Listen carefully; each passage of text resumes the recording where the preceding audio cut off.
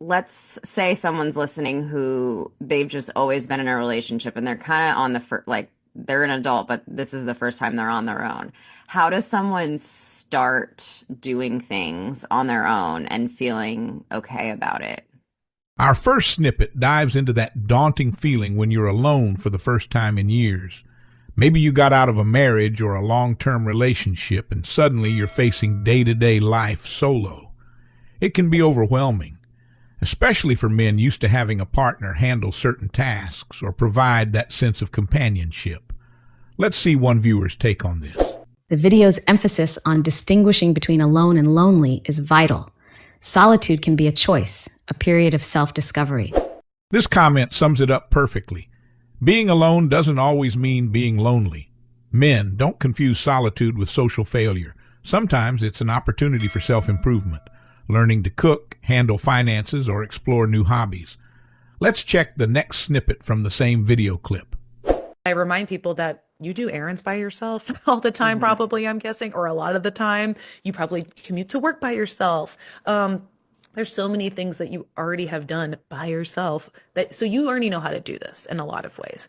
And then from there, like, the kind of idea of like maybe you're living alone for the first time or just spending more time on your own. I would say I like to think of solitude in like styles. I think that's a more approachable way instead of just being like, because I think people just think, what do I do with all this alone time? She reminds us we already do plenty on our own, like grocery shopping or commuting. The real shift is how we perceive alone time. Let's read a second comment.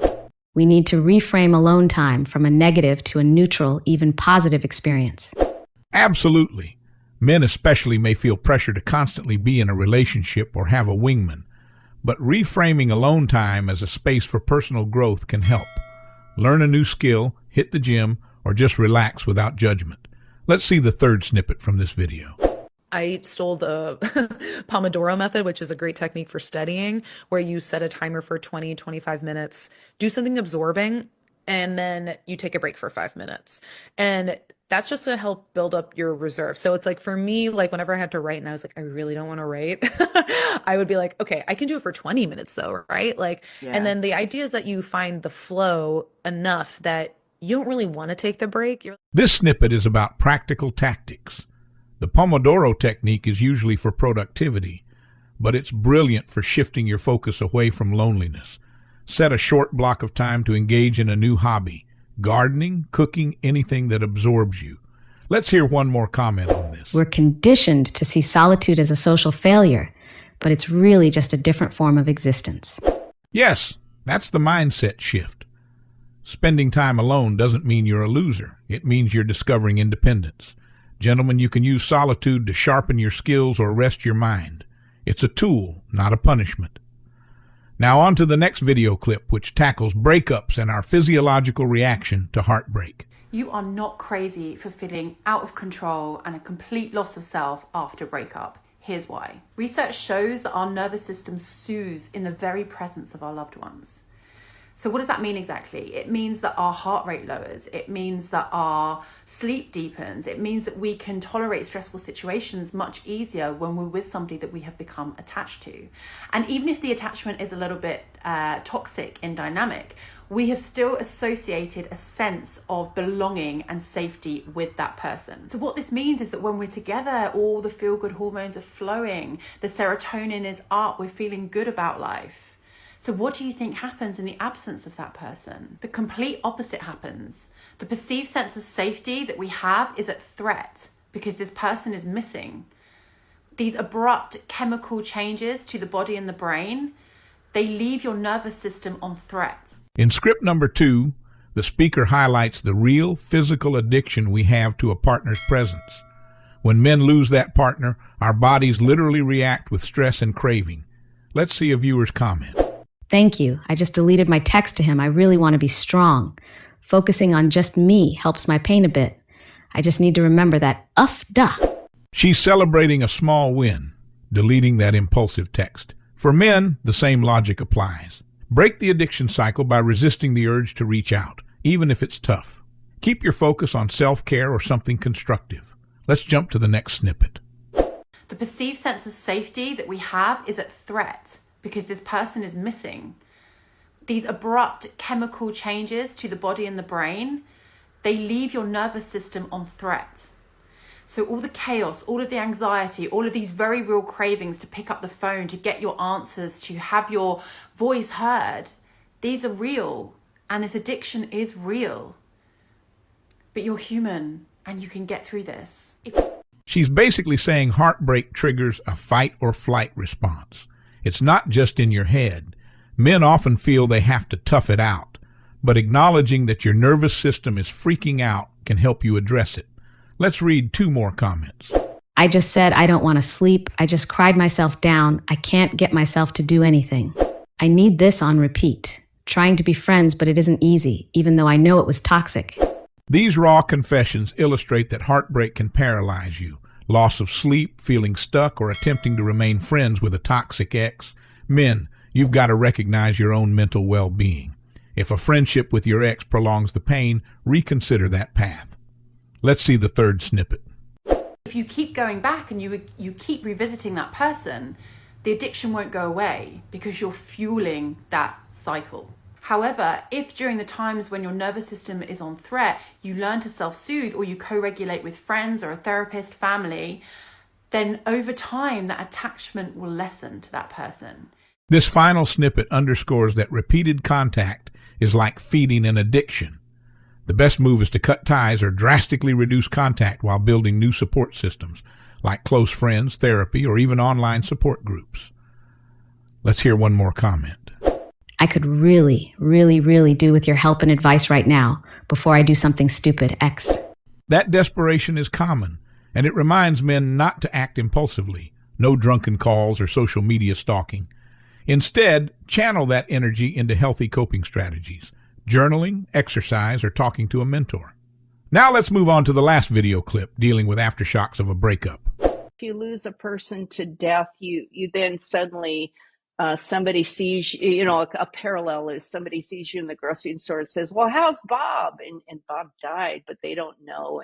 But for me, it took the form of my brother said, "Hey, I saw your ex today," and nobody had used the word ex, and we weren't divorced. We were like 2 months in, and I just thought, oh my, and it shook me. And I was pretty easily shaken then. And then my sister said, so I looked up the woman on the internet, and she kind of looks like you. And this was the girlfriend. Like, this is in the category of things you don't need to hear, that nobody ever needs to bring up to you. And so it's kind of funny because people are dying to talk about, it's kind of a juicy tidbit, but I sure could have done without it. And then there's just like when someone dies, there's these anniversaries, the day left, and you just remember those things. And each time it's like a little bit of a, if grief was your shin gets kicked and you feel some reverberating pain from it. This last video clip describes the lingering pain, like random family members mentioning your ex or referencing their new partner. Men can experience this too. Maybe your buddy sees your ex at a bar, or you discover she's dating a lookalike. Let's read a viewer's reaction. Everyone wants to talk about the juicy tidbit, but no one seems to understand the depth of the emotional fallout. It's a lonely experience. When you're forced to hear about your ex post-breakup, it's like ripping open fresh wounds. Guys, it's okay to set boundaries. Tell friends, hey, I'd rather not know the details. Don't let these triggers derail your recovery. Next snippet, please. Just like when someone dies, there's these anniversaries, the day left, and you just remember those things. And each time it's like a little bit of a, if grief was your shin gets kicked and you feel some reverberating pain from it. And it's it would catch me off guard. Comparing a breakup to a death might sound dramatic, but losing an important relationship can trigger genuine grief responses. Men often bury these feelings to look strong, but acknowledging them is essential for healing. Let's grab another comment. It's not just about moving on, but about learning to live with the scars and manage the lingering pain. Nailed it.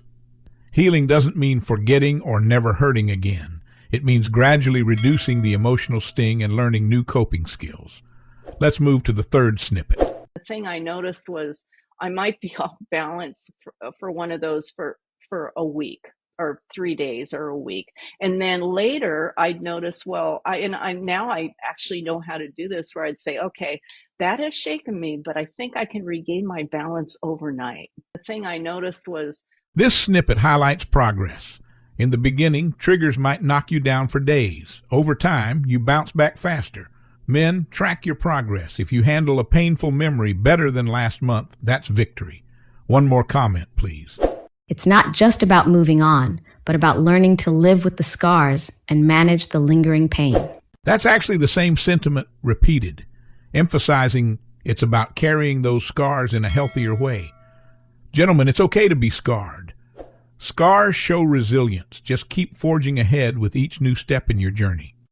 These 3 video clips offer a roadmap for anyone dealing with loneliness, heartbreak, and emotional aftershocks. If you're newly single, consider Pomodoro-like strategies for solitude. Remember, your body literally craves old attachments, and recognize you can reduce that craving by building new support systems. Above all, accept that aftershocks are normal. Just focus on cutting recovery time. If you found these insights helpful, hit that subscribe button, drop a comment, and share this video with a friend who's going through a tough breakup. Thanks for watching.